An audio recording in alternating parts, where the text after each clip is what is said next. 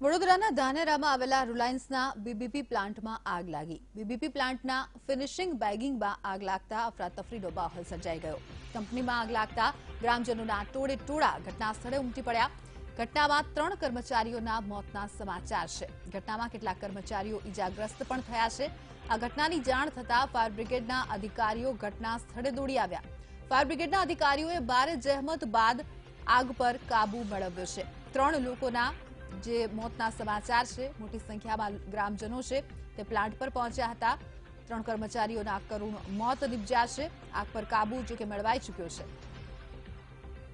વડોદરામાં રિલાયન્સનો જે બીબીપી પ્લાન્ટ છે ત્યાં આગ લાગવાની આ ઘટના, જેમાં 3 લોકોના મોત, જ્યારે અન્ય ઘણા બધા કર્મચારીઓ ઈજાગ્રસ્ત થયાના પણ સમાચાર। કેટલાક કર્મચારીઓ દાઝ્યા છે આગમાં। આગ પર કાબુ મેળવવાની તજવીજ। સ્થાનિક ફાયર બ્રિગેડના જવાનોએ આગ પર કાબુ મેળવી લીધો છે। મોટી સંખ્યામાં ગ્રામજનો ઘટના સ્થળ પર ઉમટી પડ્યા છે। જોકે 3 કર્મચારીઓના મોતની પુષ્ટિ થઈ ચૂકી છે। વધુ માહિતી સાથે માનુ ચાવડા અમારા સંવાદદાતા જોડાઈ ગયા છે। માનુ, શું માહિતી છે? શું હતી આખી ઘટના?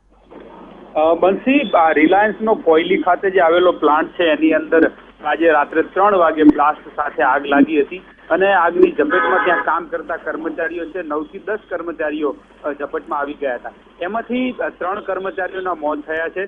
ત્રણેયની લાશને પીએમ માટે એસએસજી હોસ્પિટલ વડોદરા ખાતે લાવવામાં આવ્યા છે। ખાસ કરીને આગ એટલી ભયંકર હતી કે આ જે 3 મૃતક છે એમની લાશને ઓળખવી પણ મુશ્કેલ છે, એટલી હાલતમાં લાશો બળી ગઈ છે। આ ઉપરાંત 9 જેટલા કર્મચારી છે ઘાયલ થયા છે। એમને સ્થાનિક હોસ્પિટલમાં સારવાર આપવામાં આવી રહી છે।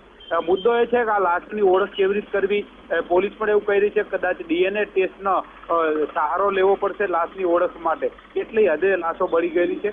અત્યારે પોલીસ પણ આવી છે અને એમના જે મૃતક છે એમના સગા પણ એસએસજી હોસ્પિટલ આવી રહ્યા છે લાશોનો કબજો લેવા માટે। આખો મુદ્દો છે આગ લાગવાનું કારણ શું છે એ જાણવા માટે પોલીસ અત્યારે પ્રયત્ન કરી રહી છે, પરંતુ આગમાં કમનસીબ 3 જે કર્મચારીઓ છે એમના મોત નીપજ્યા છે। બંસી જી, આભાર માનુ સમગ્ર માહિતી બદલ। તો જે રીતે અમારા સંવાદદાતાએ માહિતી આપી, હાલ જે ફાયર બ્રિગેડ છે પહોંચી ગયો છે, આગ પર કાબુ મેળવાઈ ચૂક્યો છે।